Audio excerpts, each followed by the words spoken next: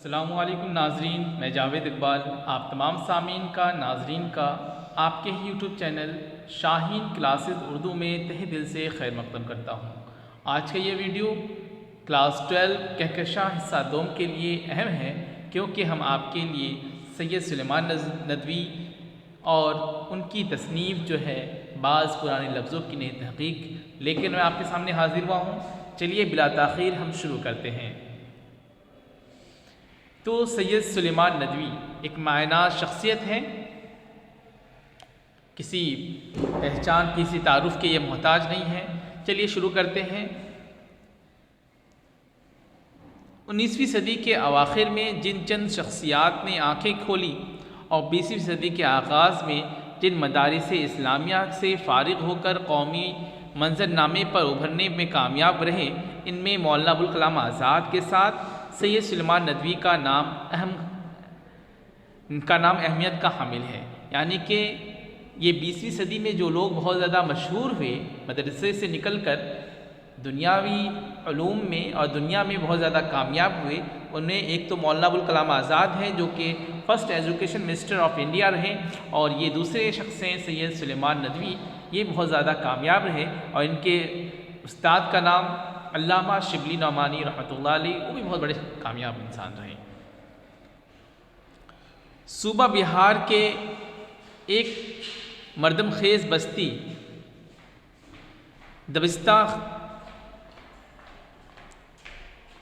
جو اب موجودہ نالندہ ضلع میں واقع ہے، وہاں 22 نومبر 1884 کو سید سلیمان ندوی پیدا ہوئے۔ کب؟ 22 نومبر 1884 میں۔ ان کے والد کا نام حکیم سید ابوالحسن تھا۔ کیا نام تھا ان کے والد کا نام؟ یہ انڈرلائن کیا ہوا ہے، آپ کے لیے بہت آسانی رہے گا۔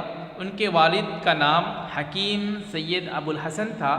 اپنے گاؤں آس پاس کے متعدد دبستوں کے علاوہ کے علماء سے ابتدائی تعلیم حاصل کرنے کے بعد سید سلیمان ندوی آگے کی تعلیم کے لیے پھلواری شریف یعنی کہ پٹنہ، پھر مدرسہ امدادیہ دربھنگہ میں داخل ہوئے۔ یعنی اپنے گاؤں کے آس پاس کے جو علماء تھے ان سے دست فیض حاصل کر کر، ان سے علم حاصل کر کر وہ پہلے تو پھلواری شریف پٹنہ گئے، پھر اس کے بعد مدرسہ امدادیہ دربھنگہ جا کر تعلیم حاصل کی۔ اس کے بعد کیا ہے؟ اعلیٰ تعلیم کی تمنا نے انہیں 1901 میں دارالعلوم ندوۃ العلماء پہنچایا۔ علم کا شوق تھا، آگے پڑھنے کا ان کو ایک للک تھی، جس وجہ سے وہ دربھنگہ سے کہاں چلے گئے؟ لکھنؤ چلے گئے، دارالعلوم ندوۃ العلماء، جہاں شبلی نعمانی جیسی شخصیت سے استفادہ کرنے کا موقع ملا۔ استفادہ کرنا کے معنی ہوتا ہے فائدہ حاصل کرنا، تو ان کو علامہ شبلی نعمانی سے استفادہ کرنے کا موقع ملا، ان کے دست فیض سے ان کو سرفرازی ملی۔ وہاں انہوں نے مولانا فاروق صاحب جڑیا کوٹی سے بھی تعلیم حاصل کی۔ وہاں مولانا فاروق صاحب تھے، ان سے بھی تعلیم حاصل کی۔ دینی اور درسی تعلیم کے ساتھ ادب سے تعلق بھی قائم ہوتا رہا۔ ٹھیک ہے، دینی تعلیم تو حاصل کی، لیکن ان کے ساتھ ساتھ لٹریچر کے سے بھی ان کو بہت اچھی واقفیت ہو گئی۔ ایک تو اردو تو ان کی مادری زبان نے کہہ لیجیے، اور ایک عربی۔ عبدالحلیم شرر کے ناول طلسم ہوش ربا جیسی کتابیں تو تصنیف و تالیف کے پہلے پڑھ چکے تھے، یعنی کہ اتنے شوق تھے کہ وہ پبلش ہونے سے پہلے یہ پڑھ چکے تھے۔ 1902 میں ان کا پہلا مضمون پٹنہ کے رسالہ الپنچ میں خاتونوں کی تعلیم عنوان سے شائع ہوا۔ خاتونوں کی تعلیم کے عنوان سے ایک مضمون انہوں نے شائع کیا، اور کہاں سے؟ الپنچ، رسالہ الپنچ سے انہوں نے شائع کیا۔ اسی سال مخزن لاہور میں ان کا ایک مضمون آخر وقت، کیا مضمون کا نام ہے؟ آخری وقت شائع ہوا۔ کہاں سے؟ لاہور۔ 1903 میں ان کے اشعار، نظم اور غزلیں بھی شائع ہوئی، یعنی کہ ادب لٹریچر سے بھی ان کی گہری وابستگی تھی، جس کی وجہ سے وہ نظم بھی کہتے تھے اور شعر بھی کہتے تھے۔ اور 1906 میں رسالہ الندوہ کے ادارت بھی سید سلیمان ندوی کی تحویل میں آ گئی، یعنی کہ آپ 1906 میں ایک ادارہ، ایک رسالہ نکل رہا تھا الندوہ، ابھی بھی نکلتا ہے ندوہ سے، وہاں پر کیا ہے؟ اس کے وہ ادارت ان کی ایک سے لیڈنگ ان کے ہاتھ میں آ گئی۔ 1913 میں سید سلیمان ندوی مولانا ابوالکلام آزاد کے اخبار الہلال سے وابستہ ہوئے۔ مولانا ابوالکلام آزاد نے الہلال نکالا، اس کے بعد انہوں نے البلاغ نکالا تھا۔ الہلال کے بعد جب الہلال کو انگریزوں نے ضبط کر لیا تھا تو البلاغ نکالا تھا، تو الہلال میں 1913 میں یہ وابستہ ہو گئے، جڑ گئے تھے۔ الہلال میں وہ زیادہ دنوں تک نہیں رہ سکے، اس کے بعد پھر وہ پونا کالج میں درس و تدریس کے فرائض انجام دینے لگے۔ ٹھیک ہے،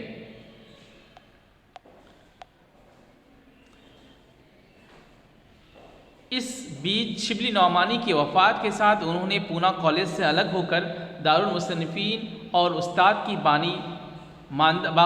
کی باقی ماندہ کاموں میں تکمیل کے لیے خود کو وقف کر دیا۔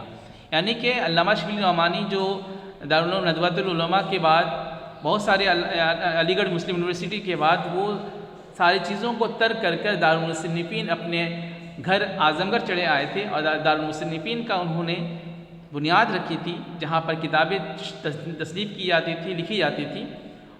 جب ان کا انتقال ہوا تو وہ وہاں سے اپنے کالج یونیورسٹی کو چھوڑ کر اپنے استاد کی جو باقی ماندہ چیزیں تھیں ان کو سنوارنے میں، ان کو آگے بڑھانے میں اپنے آپ کو وقف کر دیا۔ ٹھیک ہے، وہ ندوۃ العلماء کے مزید بہتر بنانے کے لیے ملکی سطح پر کوشاں رہے، اور یہ کوشش کرتے رہیں کہ ندوۃ العلماء ایک ملک کے ہندوستانی لیول پر یہ پوری دنیا کو لیڈ کر سکے۔ اس میں بھی انہوں نے کوشش کی۔ سید سلیمان ندوی کثیر التصانیف ادیب تھے، یعنی کہ سید سلیمان ندوی جو ہیں بہت زیادہ لکھنے والے ادیب تھے، لٹریچر دان تھے۔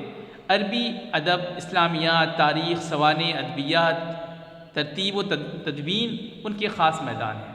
یعنی کہ وہ عربی ادب سے تو بہت اچھی ان کی جانکاری تھی یہاں سے، لیکن اسلامیات بھی بہت اچھی واقف تھے، یہ تاریخ ہسٹری سے بھی بہت اچھے جانکار تھے، ہسٹری کے بھی جانکار تھے، اور سوانح کہتے ہیں بایوگرافی، آٹوبایوگرافی کے بھی بہت اچھے جانکار تھے، اور ادبیات اور ترتیب و تدوین اور کتابیں لکھنے اور جرح و تعدیل کرنے کے بھی بہت اچھے وہ جانکار تھے۔ اردو زبان و ادب کے متعلق ان کے مضامین خاص طور پر نقوش سلیمانی، ہماری زبان کا نام، مضامین سلیمان، ملاقات اور مقالات سلیمان شامل ہیں۔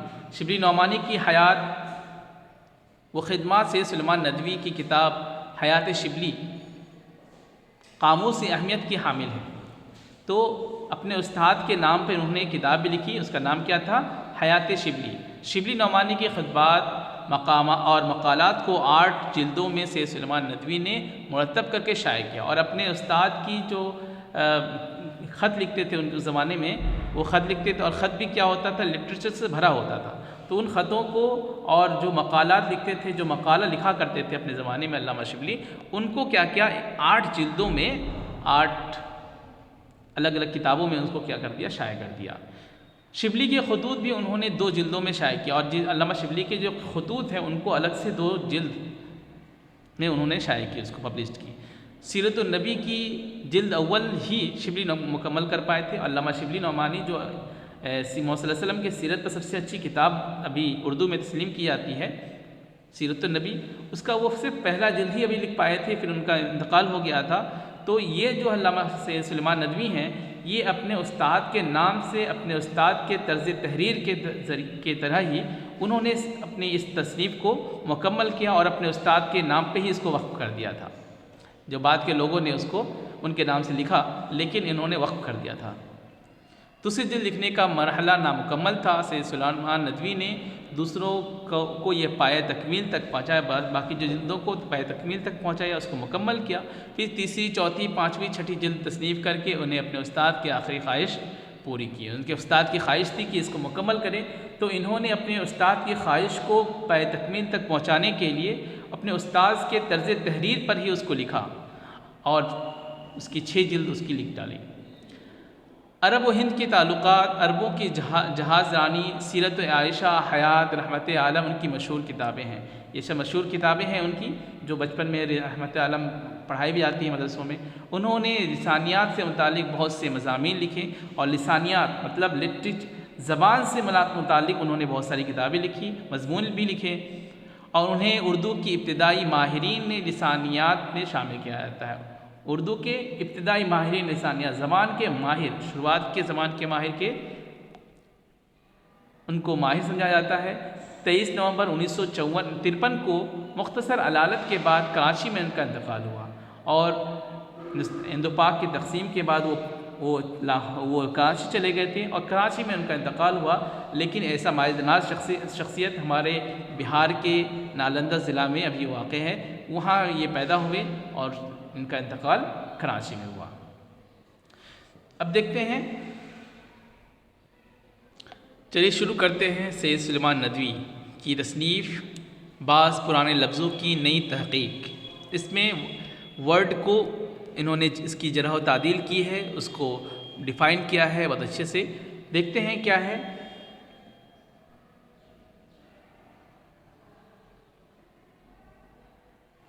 پیٹ کے لیے کھانوں میں سب سے ضروری کھانا کون سا ہے؟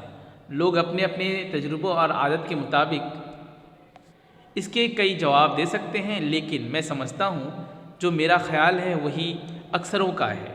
کیا ہے؟ یعنی یہ کہ کھانوں میں سب سے ضروری کھانا ناشتہ ہے، یعنی صبح میں ہم لوگ جو کھانے اٹھنے کے بعد جو ناشتہ کرتے ہیں وہ سب سے زیادہ ضروری کھانا ہے۔ صبح سویرے اٹھ کر منہ میں کچھ پڑ جانے سے سارے دن میں ڈھارس پہ بن جاتی ہے، یعنی ایک ہمت بن جاتی ہے پورے دن میں کام کرنے کا۔ صبح کھا لیا تو دن بھر کام کرنے کی ایک ڈھارس، ایک امید بن جاتی ہے۔ یہ عجیب بات ہے کہ ناشتہ کے لیے اکثر زبانوں میں بھوک توڑنے کی اصطلاح بن گئی ہے۔ جو ناشتہ ہے اس کو ہم لوگ انگلش میں کہیں تو بریک فاسٹ، فاسٹنگ کو توڑنے والا، بھوک کو توڑنے والا یہ بنا ہوا، اور یہ اصطلاح اکثر و بیشتر زبان میں ہے۔ جیسے میں دو زبانیں جانتا ہوں، ایک یورپ کی یعنی ایک انگریزی، اور ایک پشچم کی یعنی عربی اور انگریزی، دونوں میں یہی بات ہے، یعنی بریک فاسٹ کہہ لیں، اور عربی میں کہتے ہیں الفطور، اس میں بات آئے گا۔ اس میں سمجھتا ہوں کہ زبانوں میں بھی کچھ ایسا ہی ہوگا، دوسری زبانوں میں اسی طرح ہوگا۔ عربی میں اس کے لیے آتا ہے فطور، کیا آتا ہے؟ فے تو واو را، فطور۔ اس میں مسلمانوں کا افطار نکلا ہے، جو ہم لوگ روزے کے جب کھولتے ہیں افطار کہتے ہیں نا، تو اس میں جس سے افطار کریں اور جس کو افطاری کرتے ہیں اس کو فطور کے معنی توڑنے کے ہیں۔ فطور کے کیا معنی ہے؟ افطار جس سے توڑا جائے، اور فطور توڑنا یعنی کہ بریک کو، بھوک کو توڑنا، یعنی روزہ کی بھوک کو توڑنا۔ فطور کے معنی کیا ہو گیا؟ افطار کے معنی کیا ہو گیا؟ روزہ کا بھوک جو ہے صبح سے شام تک کا، اس کو توڑنا۔ ہمارا ناشتہ بھی اسی قسم کا ہے۔ فارسی میں اس کے معنی بھوک کے ہیں، جس سے صبح سے کچھ نہ کھایا ہو۔ ٹھیک ہے۔ معید الفضلہ اور برہان القاطع، یہ جو برہان القاطع غالب کی لکھی ہوئی کتاب ہے، اس سے اس کو ریفرنس دیا گیا ہے۔ اب دیکھیے، یہ نام تو اس آدمی کا تھا جس کے منہ میں صبح سے کچھ نہ پڑا ہو، اور اب ہم اس چیز کو کہتے ہیں جو صبح سویرے ایسے آدمی کو کھلا دی جائے، یعنی شخص کے بجائے چیز کا نام ہو گیا۔ فطور کسے کہتے تھے؟ وہ جو صبح سے شام تک کچھ نہ کھایا ہو، آدمی کا نام ہو سکتا تھا، لیکن بعد کے لوگوں نے اس کو کہاں استعمال کرنے لگا؟ اس چیز پر جس کو کھا کر وہ بریک کو توڑے۔ یہ اصطلاح ہے، زمانے کے ساتھ ساتھ بدلتا رہتا ہے۔ اس معنی میں ایک اور لفظ نہار آپ بولتے ہیں، نہار منہ، یہ بھی فارسی ہے، مگر دیکھیے یہ فارسی ہندوستان میں ایسا مل گیا ہے کہ گویا ہندوستان ہی ہے۔ نہار کیا ہے؟ ایسا لگتا ہے کہ ہندوستانی لفظ ہے، لیکن اصلاً کیا ہے؟ یہ فارسی ہے۔ اس کی اصلیت ہے ناہار۔ نا کے معنی نفی کے ہیں، یعنی نہیں کے ہیں، ہار کے معنی غذا ہے۔ نہار کے معنی نا معنی نہیں، اور ہار کے معنی کیا؟ غذا معنی کھانا۔ ناہار یعنی نہیں کھایا ہوا۔ ناہار کے معنی کیا ہو گیا؟ نہیں کھایا ہوا۔ اور یہ اس کی دلیل کہاں سے آتی ہے؟ یہ برہان القاطع جو کہ غالب کی لکھی ہوئی ایک ڈکشنری ہے، اس میں یہ ملتا ہے۔ آپ اس سے نہاری یعنی نہاری تیار ہوئی، نہاری جو دہلی وغیرہ میں مشہور ہے گوشت، نہاری تیار ہوئی جو صبح کو نہار منہ کھائی جائے۔ نہاری کسے کہتے ہیں؟ جو صبح کو نہار منہ یعنی کہ بھوکے پیٹ کھایا جائے۔ لکھنؤ اور دہلی میں یہ خاص چیز ہو گئی۔ لکھنؤ اور دہلی میں نہار ایک خاص کھانے کو کہا جانے لگا، جو بازاروں میں پکی پکائی اور بہت چٹپٹی ملتی ہے۔ نہاری جو ہے گوشت کا بسیا کھانا ہوتا ہوگا، اللہ جانے، میں تو بنایا نہیں ہوں کبھی، لیکن ایسے ہی کچھ ہوگا نہاری۔ نہاری سے آیا آہار۔ آہار یاد آیا؟ ہاں، آہار آٹے کی اس لئی کو کہتے ہیں جو کاغذ کے کپڑوں پر اس لیے چڑھائی جاتی تھی کہ مضبوط ہو جائے۔ کاغذ کے کپڑوں پر جو آٹا چڑھایا جاتا تھا اس کو کہتے ہیں، اس لئی کہتے ہیں۔ آٹے کو گوند بنا دیا جاتا تھا اور کاغذ پر لگا دیا جاتا تھا تاکہ وہ مضبوط ہو جائے۔ آپ سن چکے ہیں کہ آہار غذا کو کہتے ہیں جو بدن کو تقویت کا باعث ہوتی ہے، یعنی بدن میں تقویت پہنچانے والی چیز ہوتی ہے، وجہ بنتی ہے۔ اس لیے اس لئی کو بھی کہتے ہیں جو کاغذ اور کپڑے کی قوت کو بڑھا دیتی ہے، اس لئی کو بھی کہتے ہیں آہار۔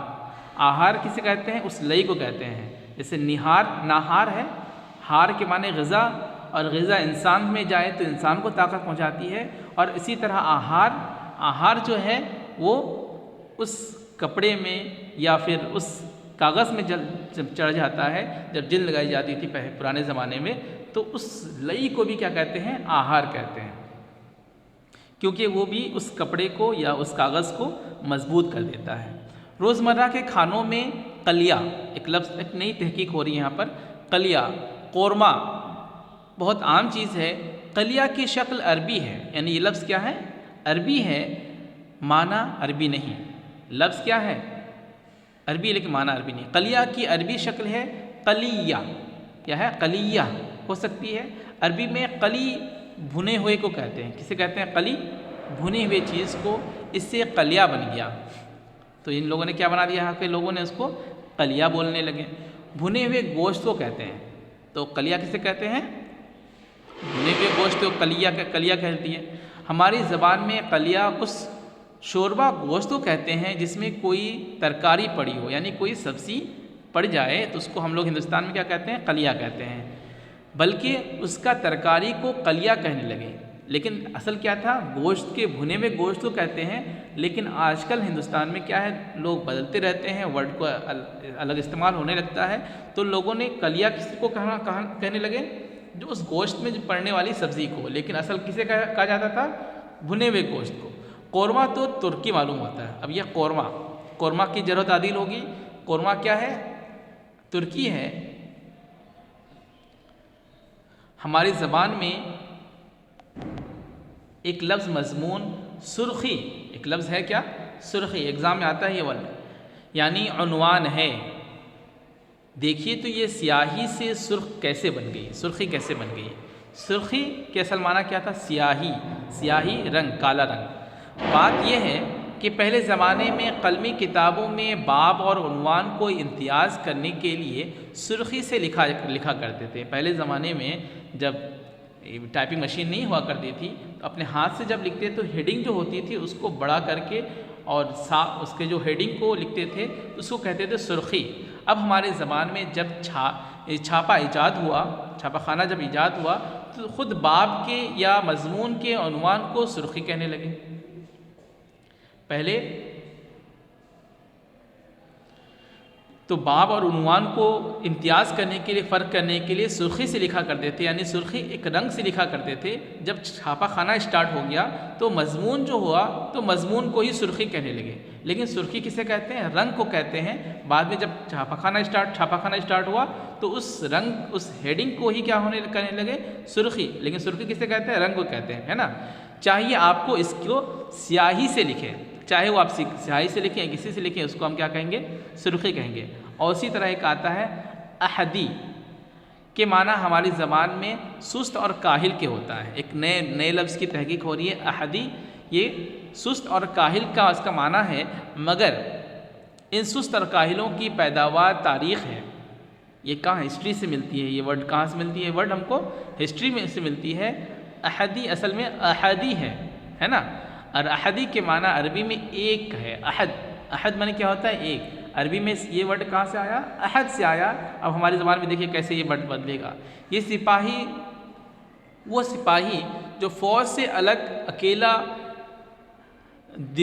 دیوڑھی کی خدمت پر مامور ہو۔ دیوڑھی کہتے ہیں یعنی کہ مین گیٹ میں چپراسی کا کام جو کرتا ہو، اکیلا، اس کو کہتے تھے احدی، کیونکہ اکیلا ہے اور سپاہی ہے اور وہ گیٹ کا نگہبان ہوتا تھا، اس کو کہتے تھے احدی۔ اکبر کے اس دور احدی اکیلا کا لقب بخشا، اور اکبر کے دور میں اس یعنی کہ واچ مین کو احدی کا لقب دیا گیا، نام دیا گیا، کیونکہ وہ گیٹ پر اکیلا رہتا تھا۔ یہ احدی کھاتے پیتے اور ڈیڑھی پر پڑے رہتے، ایسا کام کچھ نہیں تھا، صرف گیٹ پر بیٹھے رہنا، کوئی دوسرا کام نہیں، یعنی کھانا پینا اور وہیں پڑے رہنا، کوئی کام کاج ان کے متعلق نہ تھا۔ اس لیے یہ زبان خلق نے اس کو سست اور کاہل کے معنی میں کہہ کر پکارا، کیونکہ وہ دوسرا کام نہیں کرتا تھا، 24 گھنٹہ وہیں پڑا رہتا تھا، تو اور وہ سست ہو گیا دھیرے دھیرے، تو لوگوں نے اس کو احدی یعنی کہ اکیلا چپراسی نہ کہہ کے اس کو کیا نام، اس کا معنی یہ نکالا سست، لیکن اس کا اصل معنی کیا ہوتا ہے؟ ایک کے معنی ہوتا ہے۔ زبان خلق کو کون روک سکتا ہے؟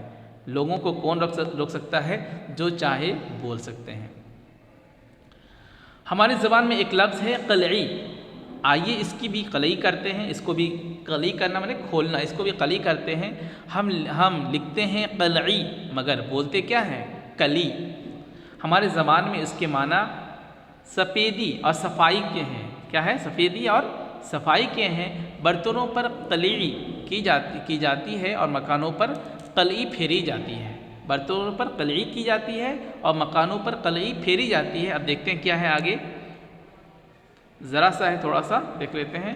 یہ لفظ وہ پرانی عربی کا نہیں ہے، پرانی عربی کا یہ ورڈ نہیں ہے، مگر پھر بھی عربی نعتوں میں ملتا ہے، نعت میں ملتا ہے۔ قلعی عرب میں لسان اور اس فارسی میں معید الفضلہ میں رونگے کو کہتے ہیں، رانگے کو کہتے ہیں، رانگا، مگر رانگے کو قلعی کیوں کہتے ہیں؟ وجہ کیا ہے رانگے کو قلعی کہنا؟ لسان عرب کا بیان ہے کہ قلع ایک کان کا نام ہے جس میں رانگے کی بہترین قسم نکلتی ہے۔ کیا ہے؟ لسان عرب کا بیان ہے کہ قلع ایک کان کا نام ہے، ایک کان جہاں سے بہت ساری چیزیں نکلتی ہیں زمین کے اندر سے، اس کان کا نام ہے جہاں سے بہترین قسم کے رانگے نکلتے ہیں، اس لیے اس طرف نسبت کر کے اسے اچھے رانگے کو قلعی کہنے لگا۔ قلعی ایک کان کا نام تھا جہاں اچھے قسم کا رانگا نکلتا ہے، اور بعد کے لسان خلق نے اس کو کیا کہنے لگا؟ اس اچھے رانگے کو قلعی کہنے لگے۔ اصل وہ کان کا نام تھا لیکن پڑ گیا کس کا؟ ایک رانگے کا نام۔ اور چونکہ اسی رانگے سے تانبے کے برتنوں میں سفیدی پھیری جاتی ہے، یعنی اس کو صاف کیا جاتا ہے، اس لیے اس کو قلعی کہنے لگے۔ اس لیے کیا کہنے لگے؟ اس کو اسی کو قلعی کہنے لگے، کیونکہ رانگے سے برتنوں پر قلعی اس کو صفائی کیا جاتا تھا، اس لیے اس کو ہی کیا کہنے لگے؟ قلعی کہنے لگے۔ پھر چھونے سے بھی اگر مکان میں سفیدی پھیری جائے، اگر چونے سے اگر مکان میں اس کو صاف کیا جائے تو اس کو بھی کیا کہنے لگے یہ لوگ؟ قلعی کہنا، قلعی پھیرنا، یعنی کہ برتن کو بھی اگر صاف کیا جائے، سفیدی پھیری جائے، اس کو بھی قلعی کہنے لگے۔ تانبے سے پھیرا جا رہا تھا اس لیے، اور اگر چونے سے بھی پھیرا جا رہا ہے روم کی سفیدی تو اس کو بھی قلعی کہنے لگے۔ اب لسان الخلق ہے، کچھ بھی کرے۔ ہماری زبان میں ان استعمالوں میں سے یہ معنی پیدا ہوا کہ کسی داغ دھبے یا کسی عیب کو اگر چھپایا جائے تو اس پر قلعی پھیرنا ہوا۔ اور اب ہماری زبان میں کیا ہو گیا؟ کسی بھی جگہ یا چیز پر اگر کوئی داغ دھبا ہے، خرابی ہے، اس کو چھپایا جائے تو اس کو ہم کیا بولیں گے؟ قلعی پھیرنا۔ اگر اس داغ دھبے اور عیب کو ظاہر کر کے سب کو دکھایا جائے تو وہ قلعی پھیرنا ہوا، قلعی کھولنا ہوا۔ قلعی پھیرنا مطلب اس داغ دھبے کو چھپانا، اور اگر اس داغ دھبے کو لوگوں کے سامنے ظاہر کیا جائے تو اس کو قلعی کھولنا کہیں گے۔ ٹھیک ہے، آج کے لیے اتنا ہی۔ یہ بہت باریک بینی کے ساتھ علامہ شبلی نعمانی، علامہ سلیمان ندوی نے لفظوں کی تحقیق کی ہے، بہت غور سے پڑھنے کی چیز ہے، پڑھیے، اور پھر ہم لوگ پھر نئے سبق کے ساتھ آپ کے سامنے حاضر ہوں گے۔